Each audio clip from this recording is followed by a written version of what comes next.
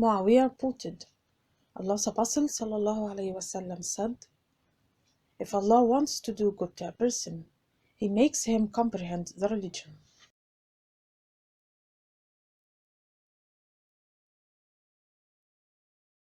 It is a proportion of the wealth, 2.5% of every Muslim to be paid. When this wealth reaches the minimum value, Nisab, and one full lunar year passes. Its legitimacy.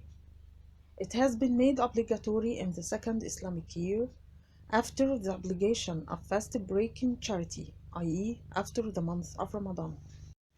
Note that it may be said literally Zakah.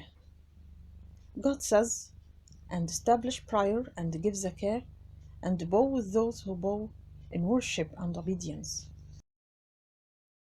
And also says, and woe to those who associate with others with Allah, those who do not give Zakah. And it may be expressed as Sadaqah.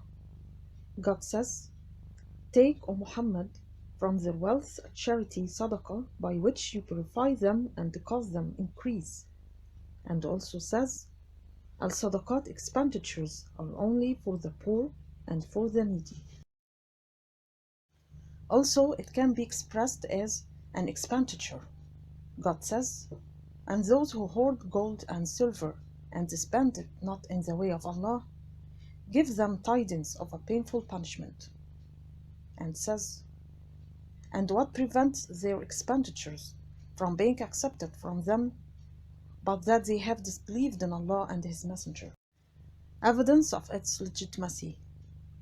God says, and they who are observant of Zakah, and those within their wealth a known right, for the needy petitioner and the deprived.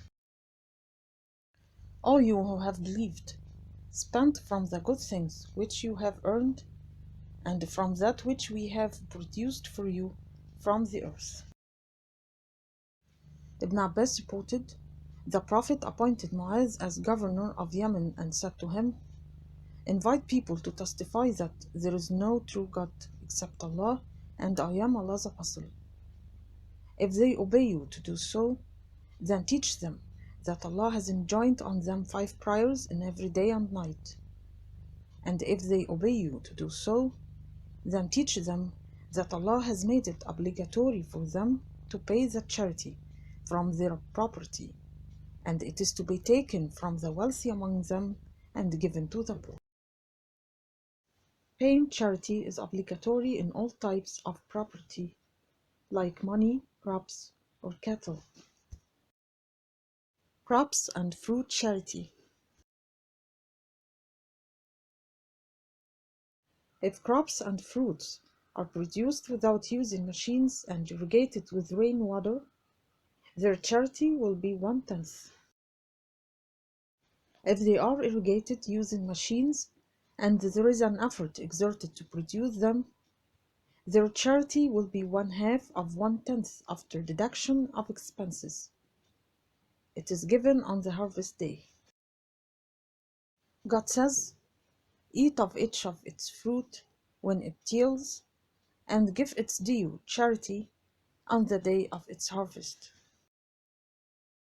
It was narrated from Sulaiman ibn Yasar, from Busr ibn Sa'id, that the Messenger of Allah ﷺ said, for whatever is watered by the sky and springs, 1/10.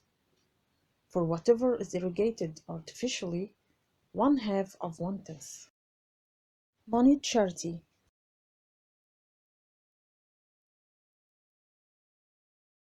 If the minimum value is reached, which equals the price of 85 grams of 21 caliber gold, you must give its charity, which equals 2.5% after one full lunar year from that date. Its value is connected with the changing gold price. Assume that the price of 1 gram of gold equals 100 pounds. So, when we multiply 100 by 85, it equals 8,500 pounds. If your sum of money equals this number or exceeds it, then you must pay the charity. For example, if it equals £10,000, then multiply 10,000 by 2.5%. It will equal 250. Thus the charity will be £250, and so on. Or to calculate the charity, you can divide your sum by 40. In conclusion, at the end of each lunar year, a Muslim must count their savings. If they exceeded the price of 85 grams of gold, they would pay their charity, which equals 2.5%. Note that no charity is paid upon the house in which you live, the car which you use, household appliances which you use in your home, or the jewelry which your wife and daughter use. Charity must be paid upon all savings. For example, jewelry which is not used, the land which is not used, and the money saved for any purpose. Charity of any of them is paid if they reached Nasab and one full lunar year passed. Charity must be paid upon inherited money after one full lunar year passes from the date of inheritance. If you have lent someone for several years and you took your money back, pay charity upon it immediately for 1 year only. To whom charity and fast-breaking charity are given? They are given to the poor and the needy, the indebted, the strangers, and necessitous persons. They are also paid for every work in the way of Allah. It is not permissible to pay charity to any one of those: the rich, the infidel, and whom you spent on as your father, your mother, your wife, and your children. It is also not permissible to pay it to places of entertainment and disobedience. God says, charity expenditures are only for the poor, for the needy, for those employed to collect charity, for bringing hearts together for Islam, for freeing captives or slaves, for those in debt, for the cause of Allah, and for the wayfarers, an obligation imposed by Allah. And Allah is all-knowing and all-wise. What is the difference between obligatory charity and alms, voluntary charity?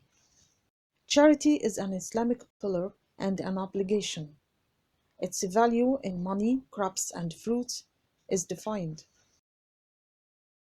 Alms is a sunnah and a means of nearness to Allah. Its value is not defined. Charity is paid after the passage of one full lunar year, but alms is paid at any time. A true Muslim is the one who pays charity according to Islamic legislation. Then, if they are generous, they give alms in additional situations according to their tolerance, following the example of the Prophet and his companions, as in the case of performing obligatory prayers and adding performance of sunnah prayers to them.